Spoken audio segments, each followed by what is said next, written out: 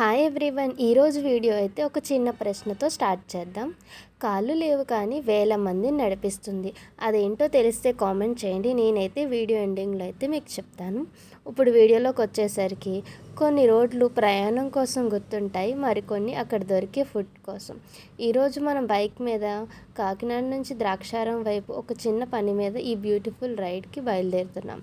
ఈ రూట్ గురించి ఒక విషయం చాలామందికి తెలుసు. ఈ రూట్లో మనకు ఒక స్పెషల్ స్టాప్ కూడా ఉంటుంది, అదే గొల్లపాలెం.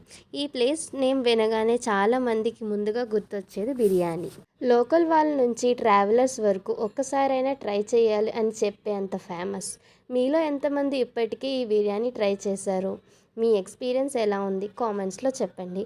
ఇంకా ట్రై చేయని వాళ్ళు ఈ వీడియో చూశాక ఒక్కసారైనా వెళ్ళాలనిపిస్తుందో లేదో చివర్లో మీరే చెప్పాలి. I hope you guys like this video and don't forget to subscribe Life with Friends. Answer వచ్చేసరికి రోడ్.